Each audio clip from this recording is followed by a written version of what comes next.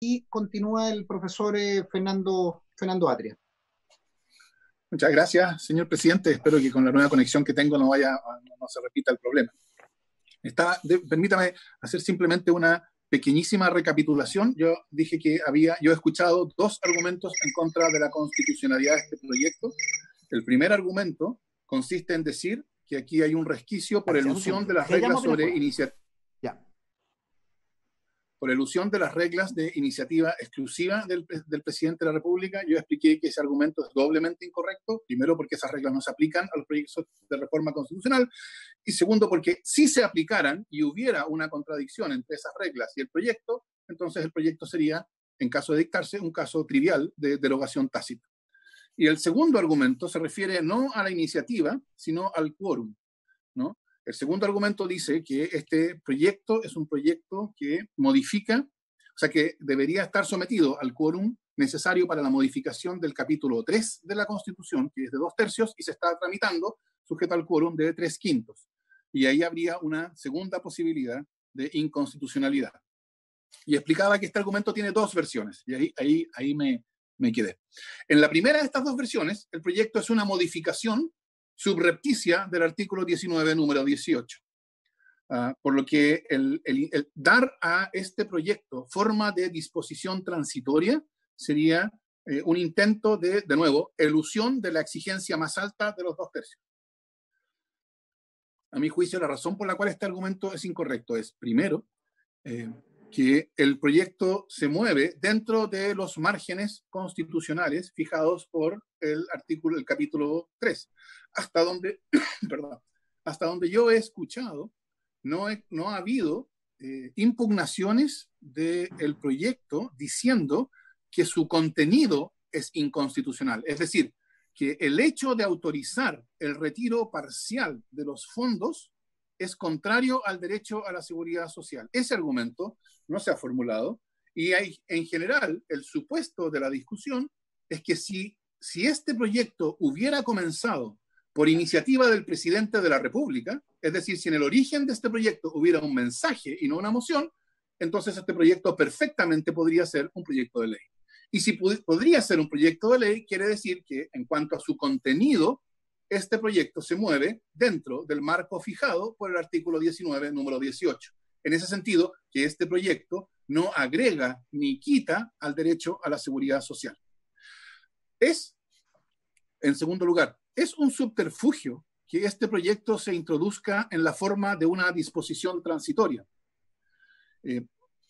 Este punto ya ha sido tocado por el profesor Jordán, en la que distingue distintos tipos de disposiciones transitorias.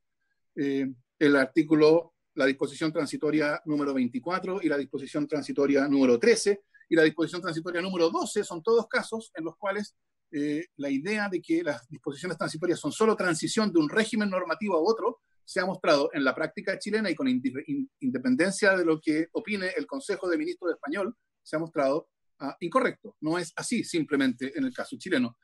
Y aquí se trata de una regla cuya vigencia es temporal. Esa temporalidad de la vigencia de esta regla está reiterada, ¿no? El proyecto dispone que se trata de una autorización excepcional a propósito, comillas, del estado de catástrofe decretado a causa del COVID-19, cierre de comillas, insisto, por única vez. Todas esas son expresiones del propio proyecto. Y en ese sentido, no puede acusarse de resquicio o subterfugio el hecho de que se recurra a una disposición transitoria. Entonces, es razonablemente entendida una disposición transitoria y se mueve dentro del margen fijado por el artículo 19, número 18, no agrega ni quita al derecho a la seguridad social, por consiguiente no hay ninguna razón por la cual deba someterse al quórum más agravado del capítulo tercero. Un segundo argumento para sostener una segunda forma de este argumento, el argumento que reclama la inconstitucionalidad por defecto de quórum, es que el proyecto en cuestión fija un destino distinto del previsional para el fondo formado por lo que el decreto ley 3500 llama cotizaciones previsionales. El argumento sería que el artículo 19, número 18, obliga a destinar las cotizaciones a fines puramente previsionales y que destinarlo a cualquier otro fin sería contrario a lo dispuesto por ese artículo. Por cierto, nada de esto está en el texto del artículo 19, número 18. En el texto no aparece, como ya lo notó el profesor Fernando A., ninguna restricción, y la única referencia a las cotizaciones es una autorización genérica a la ley. Pero claro, este argumento supondría que a pesar de que no haber referencia en el texto del artículo 19, número 28, habría alguna condición implícita que prohibiría el destino no previsional de esos fondos. Ahora, ¿por qué razón podría ser inconstitucional una ley que fijara, o un proyecto de reforma constitucional en este caso, que fijara para las cotizaciones previsionales un fin distinto del puramente previsional? El artículo, como ya lo he dicho, el artículo 19, número 18, no especifica el régimen de las cotizaciones en absoluto. Solo autoriza al legislador a crearlas. De hecho, tampoco dispone que el sistema de pensiones ha de ser uno de capitalización individual, que se basa en el ahorro en cuentas de ahorro individual. En el concepto de cotización que usa la Constitución, no hay nada que justifique la inconstitucionalidad de una regla que especifique un fin distinto del previsional para las cotizaciones, cuyo régimen puede ser enteramente fijado por la ley. Entonces, si hay una inconstitucionalidad en el hecho de que la ley fije un fin distinto para las cotizaciones previsionales, no está en el artículo 19, número 18, sino tiene que estar en el artículo 19, número 24, en la protección constitucional de la propiedad. Los trabajadores, ¿sí?, sería el argumento, son los dueños de sus ahorros previsionales, por lo que si la ley los destina a algo que no fuera en su beneficio, por ejemplo, a un seguro social, estaría infringiendo el derecho de propiedad del titular de esos ahorros. Menciono esto porque este es el argumento que en su momento se ocupó cuando se discutía el Fondo Solidario del Auge para decir que la solidaridad era inconstitucional. Se dijo que las cotizaciones de salud eran propiedad del cotizante y que en consecuencia, como sostuvo en su momento el profesor José Luis Sea, ellas, las cotizaciones, ceden a favor exclusivo del beneficiario, citando, y sus familiares legalmente reconocidos. Por eso, dijo Sea, la idea de destinar una parte de ellas a un fondo común y solidaria era constitucionalmente objetable. A mi juicio, esta tesis era entonces y ahora incorrecta, lo que por lo demás parece ratificado por iniciativas anunciadas por este gobierno de introducir al sistema privado de salud formas de solidaridad para evitar discriminación por sexo y edad. Pero ese no es el punto ahora. Supongamos que el profesor Sea estaba en lo correcto y que entonces la destinación del ahorro previsional a fines distintos de los previsionales sería inconstitucional por infringir el derecho de propiedad. Incluso aceptando este argumento, su aplicación al caso que ahora estamos discutiendo carece de sentido. Porque lo que ahora se discute no es cualquier destinación distinta de la previsional del ahorro previsional, sino una que consiste exactamente en permitir al dueño acceder a sus ahorros. Permitir al dueño acceder a sus ahorros. Entonces, no estamos enfrentados a un caso como el Fondo Solidario del Auge, en que la ley iba a destinar la cotización a un fondo común, que es lo que el profesor Sea decía, a mi juicio incorrectamente, pero eso no importa ahora, que era inconstitucional por infringir el derecho de propiedad, porque cada uno tiene derecho a que su cotización íntegramente vaya en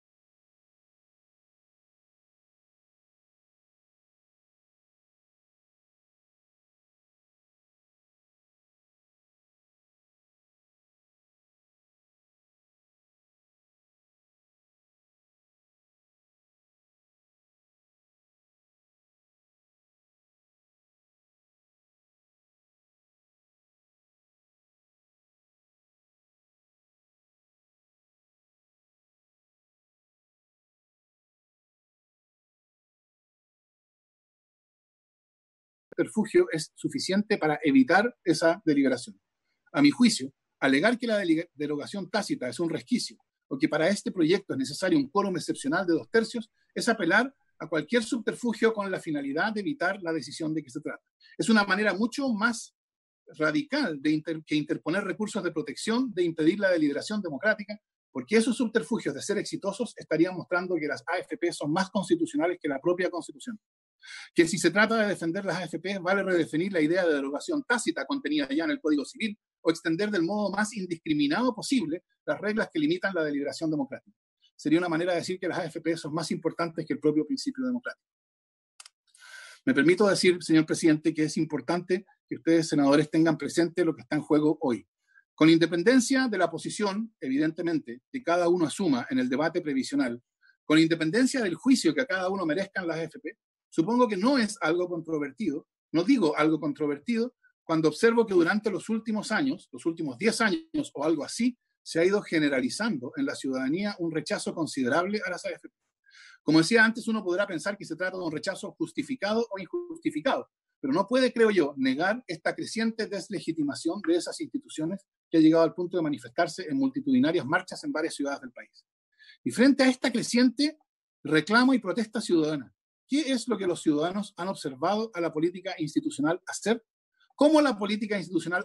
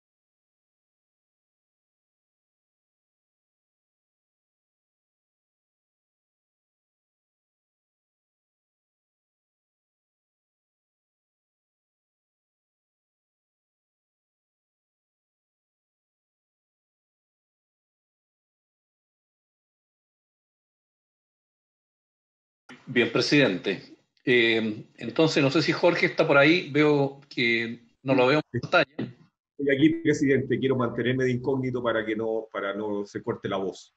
Muy bien, le ofrezco la palabra entonces, profesor. Muchas gracias.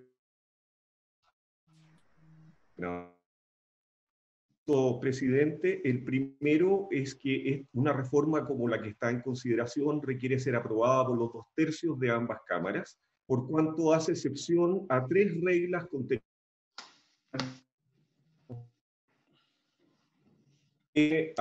al expreso Tenemos tendencia ya con el reiterada. audio. Jorge, tenemos un cierto problema con el audio.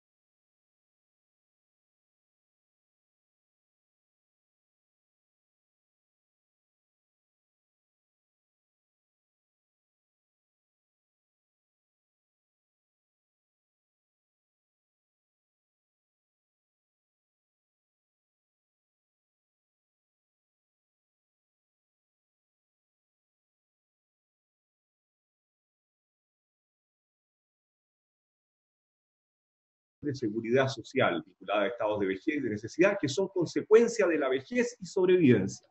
Esto es, jubilaciones y montepíos.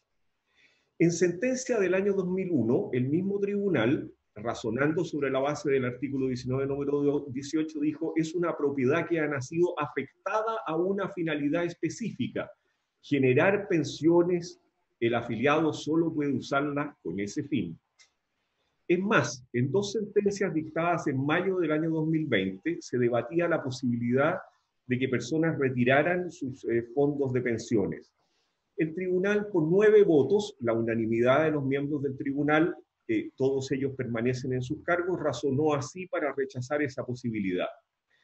Dijo, comillas, que en este mismo orden de ideas, el mismo inciso tercero del artículo 19, número 18 de la Constitución, faculta a la ley para establecer cotizaciones obligatorias, constituyendo este mecanismo un medio eficaz para que el Estado garantice el ejercicio del derecho a la seguridad social. Citando al profesor Alejandro Silva Bascuñán, agregó la obligación de cotizar se explica por la necesidad de contribuir a financiar el sistema de previsión social.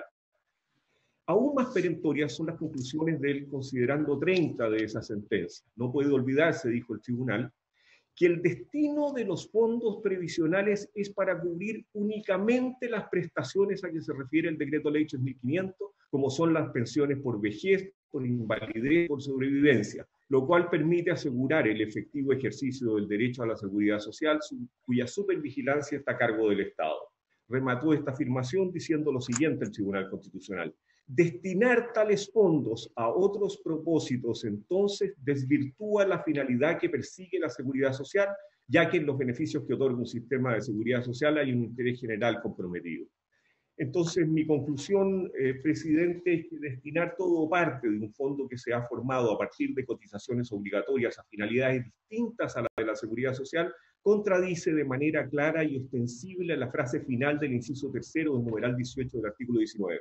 Ciertamente, esa regla está a disposición del Poder Constituyente, pero conforme a lo dispuesto en el inciso segundo del artículo 127 de la Carta Fundamental, requiere para su aprobación de las 2/3 partes de los diputados y senadores en ejercicio. Presidente, esto no quiere decir que las AFP estén constitucionalizadas, significa que las cotizaciones obligatorias deben ir a la previsión, a la seguridad social. Esa es la disposición constitucional expresa y naturalmente esas cotizaciones pueden ir a un fondo solidario o a un fondo individual. Eso es materia que puede resolver el Congreso por mayoría, pero me parece a mí que la Constitución establece la regla de que el destino único de las cotizaciones es para la seguridad social y así lo ha razonado el Tribunal Constitucional recientemente y en los fallos que he citado. La segunda es porque la posibilidad de retirar fondos para una necesidad diversa a la de la seguridad social hace excepción también a una segunda regla contenida en el mismo inciso tercero del numeral 18 del artículo 19 constitucional, en cuanto establece que la acción del Estado estará dirigida a garantizar el acceso de todos los habitantes al goce de prestaciones básicas uniformes. A mí esta razón me convence menos, presidente, pero me parece que el Tribunal Constitucional la ha establecido con toda claridad cuando en las sentencias de mayo pasado estableció por unanimidad lo siguiente: la garantía que se refiere a la disposición constitucional se vincula entonces, de la disposición constitucional, se vincula entonces con un deber estatal. La regla constitucional constituye una norma material de competencia que llama a la intervención estatal para proteger el derecho a la seguridad social. Y remató diciendo, de allí que el establecimiento de cotizaciones obligatorias por parte del legislador sobre la base de la habilitación contenida en el número 19 y número 18 de la Carta es un instrumento que dispone el Estado para cumplir con su deber de garantizar económicamente el goce del derecho a la seguridad social. Y remató diciendo, la única forma de asegurar que el Estado cumpla con su obligación, que está en el 19,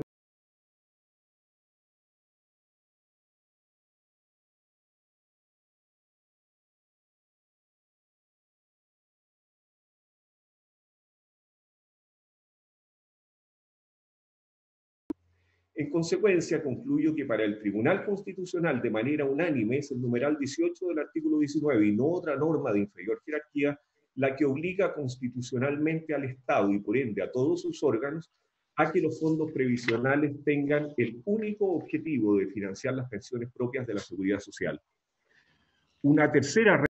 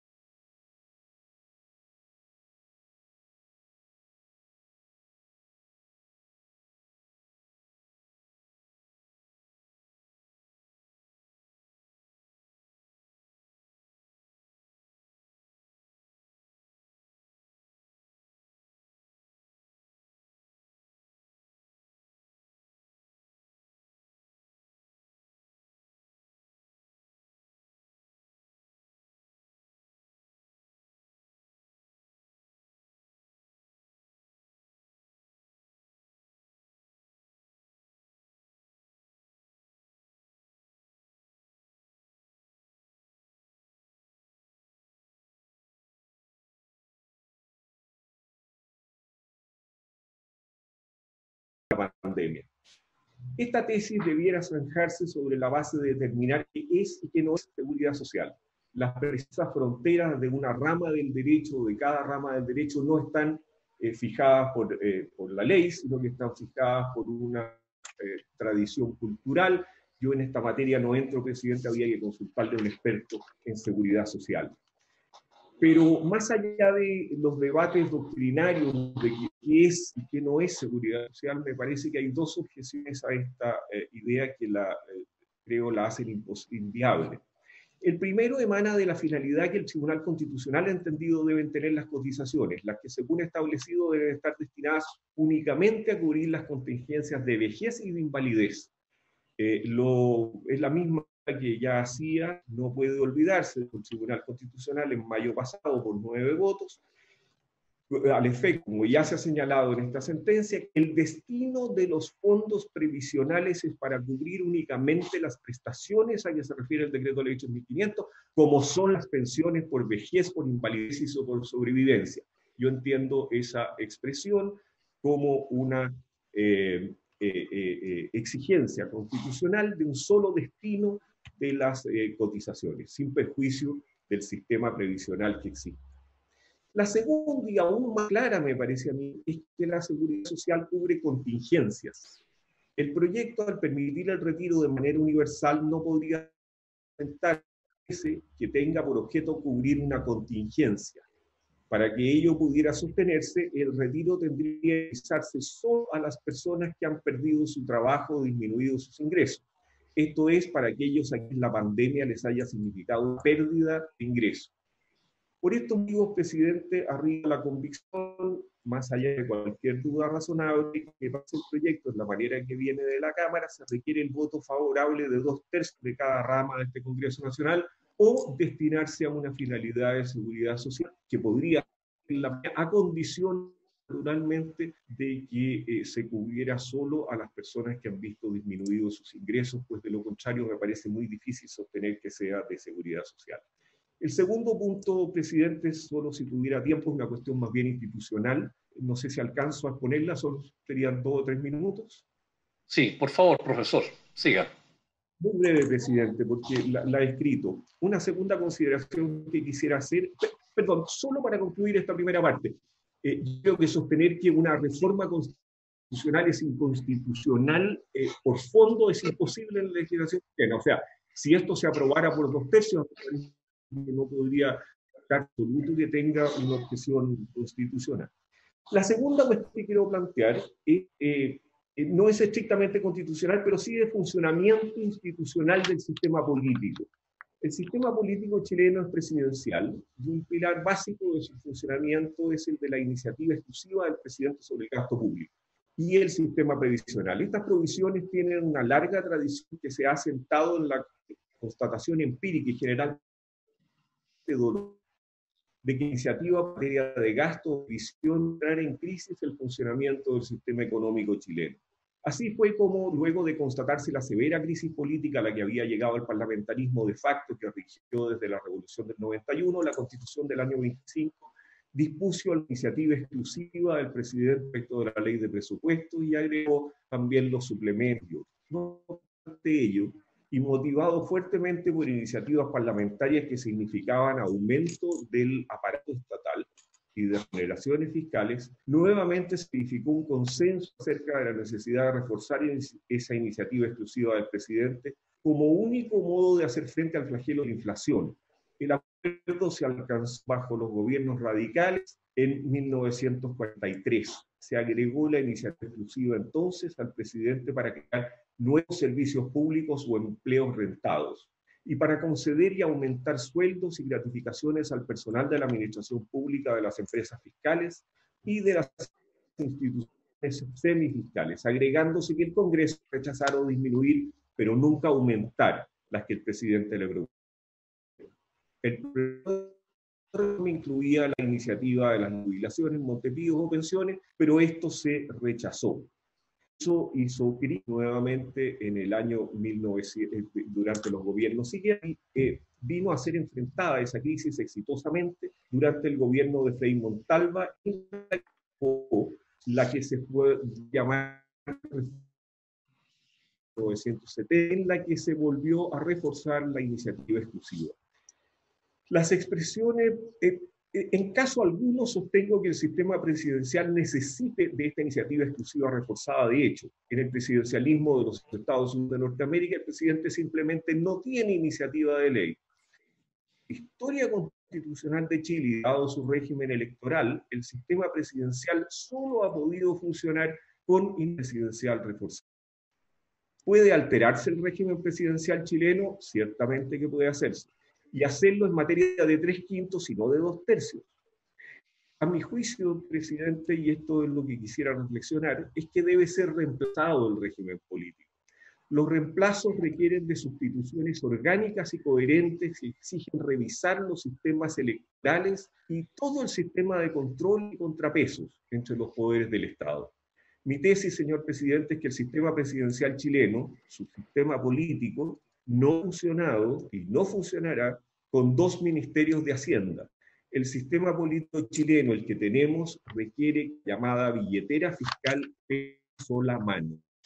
De aprobarse el proyecto por 3/5, en razón de tratarse de una norma transitoria, yo no veo motivo para que el sistema tributario, el gasto fiscal en general, no puedan recibir igual trato.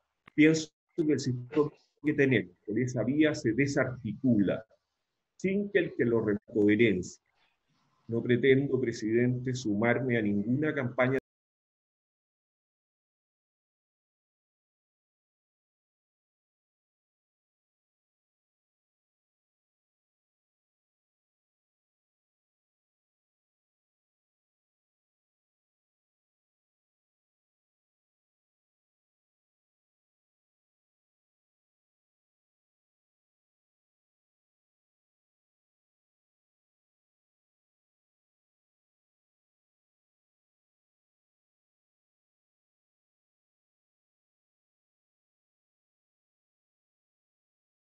Correspondientes.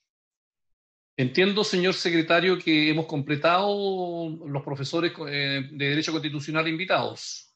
Sí, presidente, terminamos con esa ronda. Ahora correspondería escuchar a los economistas. Me apresuro a destacar, señor presidente, que el economista, señor Rodrigo Vergara, ha solicitado, por favor, ser escuchado en primer término porque tiene un compromiso ineludible a las 12 del día. Bueno, muy bien. Son las 11:20. Entiendo, señor secretario, que la sesión tiene hora de término a las 2:30, ¿no es así? Así es, presidente, 12:30. Muy bien, solamente para que lo tengamos en el panorama de los expositores y sin perjuicio de que estamos muy apretados podemos prorrogarla, pero eso es. Entonces le ofrezco la palabra al profesor Rodrigo Vergara. Profesor. Muchas gracias, presidente. Buenos días, presidente, senadora, muchas gracias por la invitación a participar en esta sesión.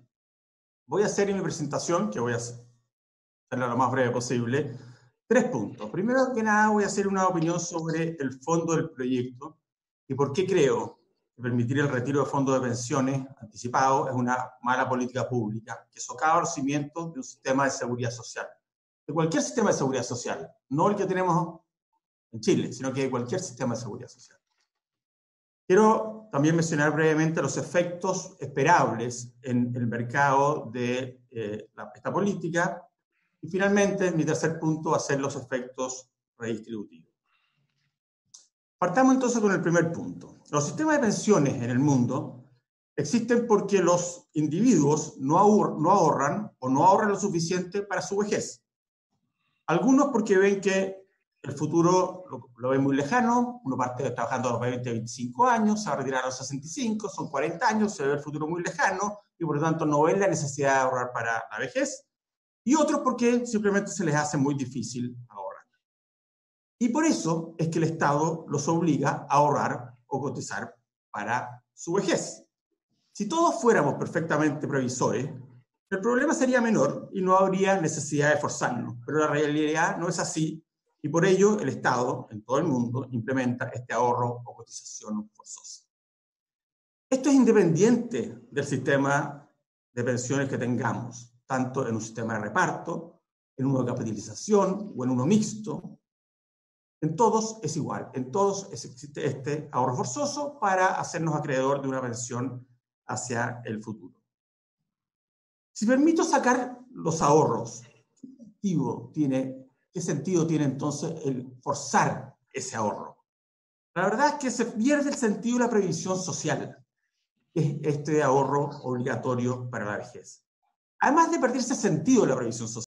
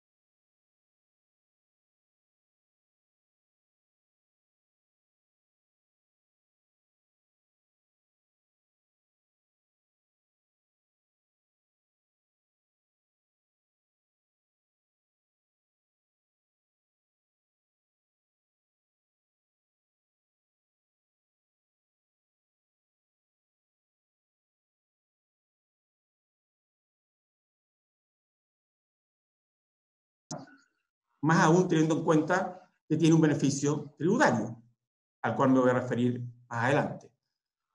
La estrategia de venta de estos activos va a depender obviamente de una serie de condiciones y por lo tanto es difícil, como les decía, estimar su efecto preciso. Pero sí sabemos que es un monto relevante y es un periodo corto de tiempo. Para los fondos más riesgosos, para los que tienen en activo más riesgoso, me refiero a los fondos A y B, es posible vender más de las inversiones que tienen en el extranjero. Para los locales, habrá que vender una parte, al menos, en lo que es el mercado local, la renta fija local. Pero incluso, supongamos el siguiente ejemplo. Supongamos que todos los fondos que se retiran se liquidan de las inversiones que tienen las AFP en el extranjero. Lo que obviamente que desde el punto de vista del portafolio de inversiones no va a ser óptimo, porque si estaban antes en un óptimo y ahora sacan todo lo que tienen en el extranjero, van a quedar en un punto subóptimo. Pero supongamos que es así. Entonces, eso implicaría que entrarían al país, de nuevo, en un corto periodo de tiempo, 18.000 millones de dólares. Una parte, y esto es un punto técnico que no tiene mucho sentido detenerme, una parte de ello está calzado con derivados y por lo tanto el efecto en el mercado va a ser menos que eso. Pero igual un efecto significativo que implicaría, obviamente que todo lo más constante porque hay muchas cosas que van a estar sucediendo, una fuerte caída del tipo de cambio y luego una fuerte caída de los fondos, del resto de los fondos y también de los fondos que se están retirando. Es decir, hay un efecto negativo para los cotizantes, dado el plazo y los montos involucrados.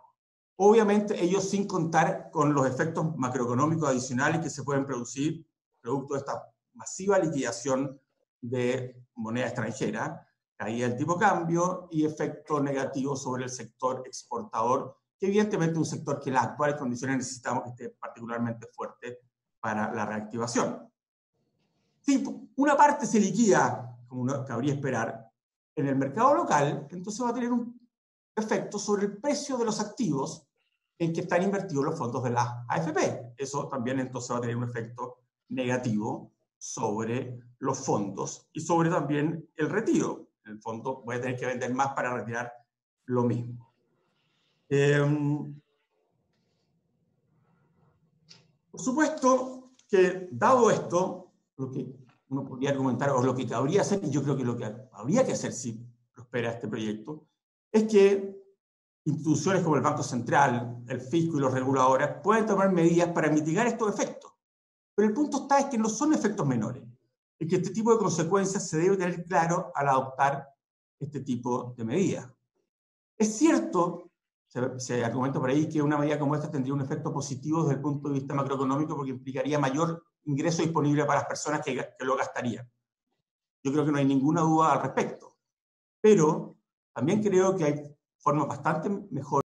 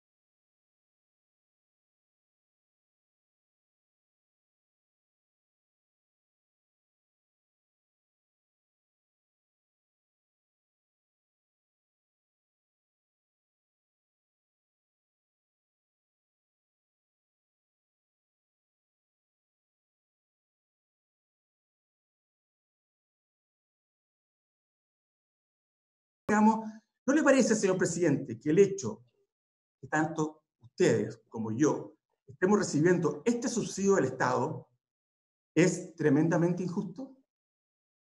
Podría, por supuesto, alguien argumentar y decirme, es que yo no voy a ejercer el derecho a retiro y luego no voy a obtener el beneficio.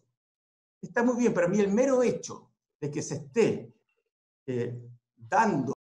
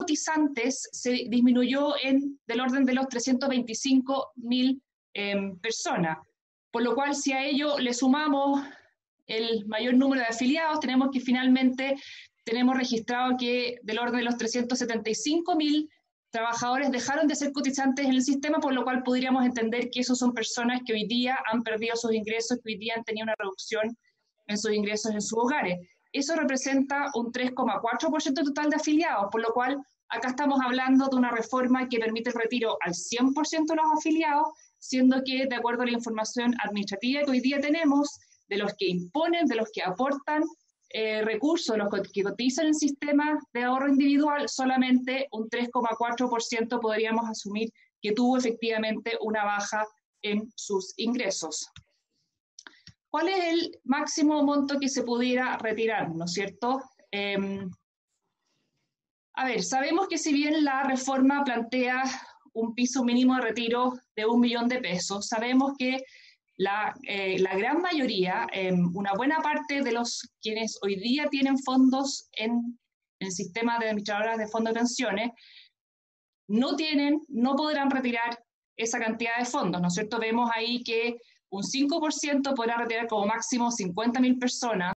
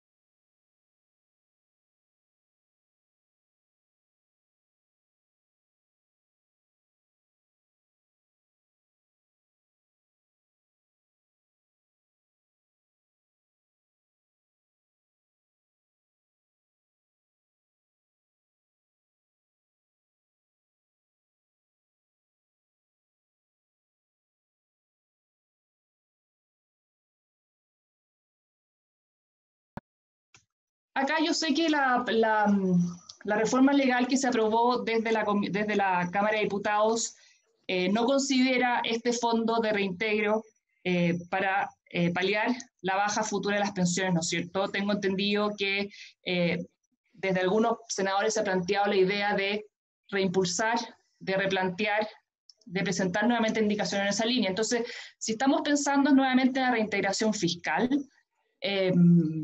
dado que tampoco no sabemos los detalles, cómo ese reintegro fiscal sería, tampoco sabemos cuánto costaría, tampoco sabemos en qué plazo, tampoco sabemos si es que respecto al 100% retirado, más su reajustaría el tiempo, pero sin duda que en la medida que hayan recursos fiscales involucrados acá, sin duda que una parte mayoritaria se irá a los sectores de mayores ingresos, y sin duda eso implica una política regresiva por parte del Estado financiada con fondos fiscales al entregarle mayores recursos a los sectores más acomodados.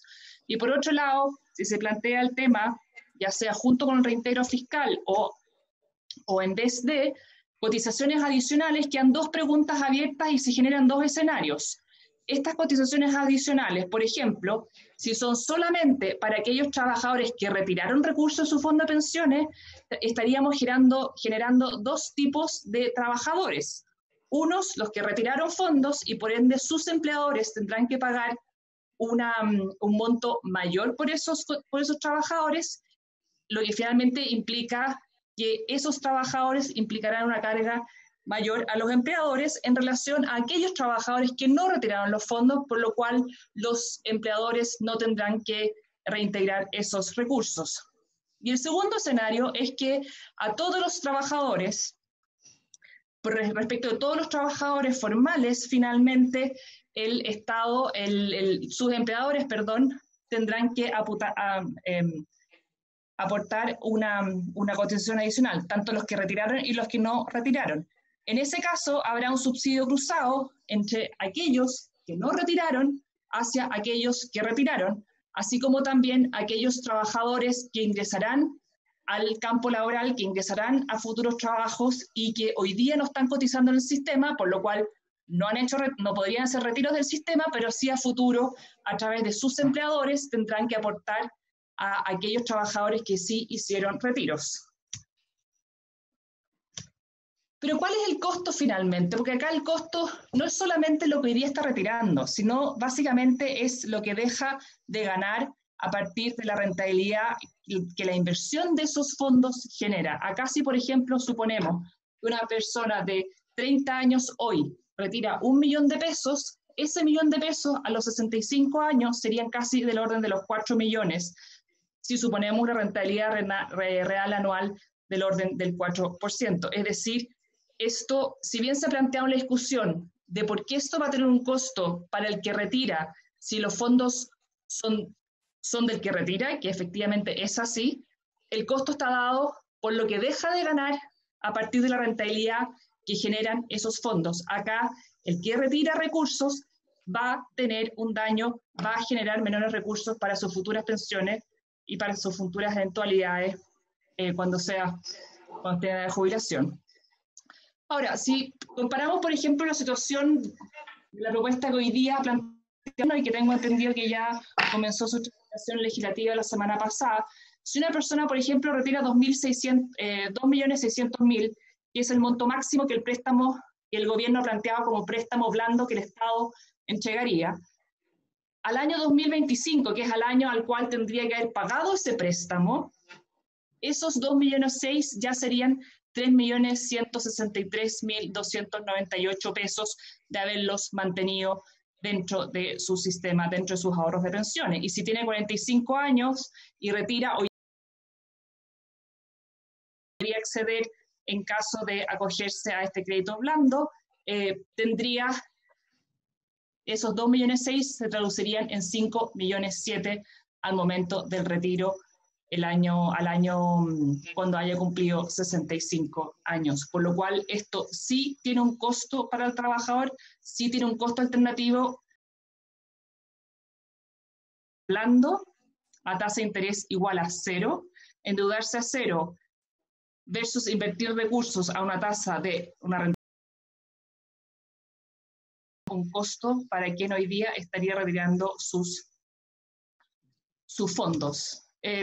Y finalmente, hoy en el fondo de cesantía existen del orden de los 14.000 millones de dólares acumulados.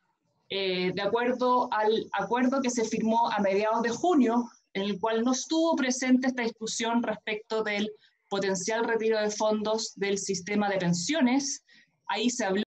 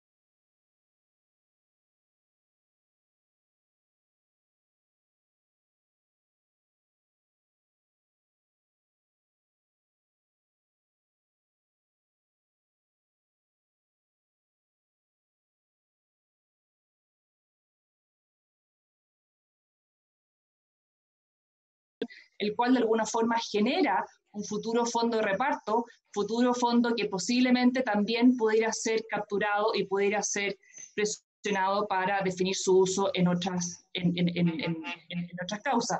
Recordemos que plantear el uso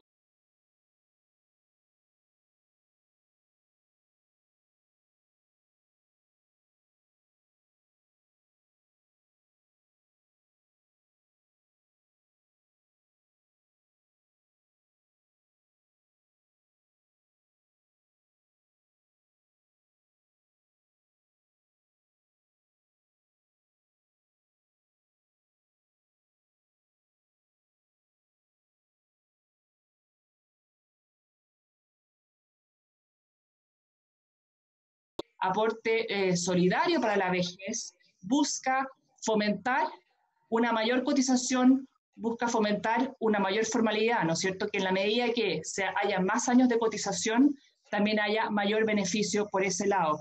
Hoy día, al momento de retirar recursos, esos recursos retirados significa que se reducen el número de años cotizados. ¿Qué efecto tiene eso? ¿Eso se ha cuestionado? ¿Eso se lo han preguntado? ¿Eso se ha debatido? Yo creo que esta reforma, si bien uno puede tener opiniones contrarias a ella, que es parte del debate, lo que no puede ser es que no se analice ni se presente a la ciudadanía con la información completa. Acá se muestra la parte fácil. Todos creen que el fin de semana siguiente a aprobar la reforma podrán retirar sus recursos desde un cajero automático probablemente, pero eso no es así. Va a generar muchas frustraciones, no va a cumplir con las expectativas de muchos van a poder retirar recursos bastante por debajo de lo que está instalado hoy en la opinión pública, y yo creo que es algo que hoy día la reforma no se hace cargo y probablemente va a generar más frustraciones a futuro. Muchas gracias, señor presidente. Bueno, muchas gracias, Betina, por su exposición. Yo le pediría a usted y al resto de los profesores que han expuesto que si tienen las minutas, la hagan llegar por favor a la secretaría para que posteriormente el señor secretario la distribuya a las señoras y señores senadores. Gracias. Gracias a usted, señor secretario. ¿Cómo continuamos? Señor presidente, corresponde a continuación escuchar la exposición de la presidenta de la Comisión Económica del Partido Socialista, la señora Lisette Enríquez. Señora Lisette, gusto de tenerla acá con nosotros, le ofrezco la palabra. ¿Puedo compartir pantalla? Sí. Sí, por supuesto. A ver, déjeme ver acá. No la puedo abrir. Ahí se está abriendo. Sí, estoy en eso. A ver, un minutito, voy a salir un minutito y... Muy bien, la esperamos. Ay, ¿qué me pasa?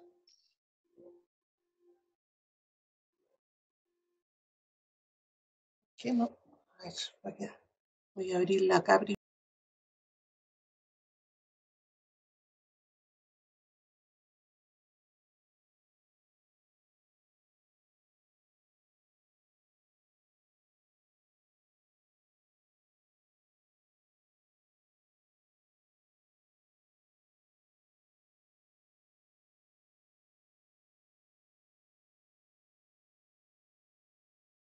Presentación abierta.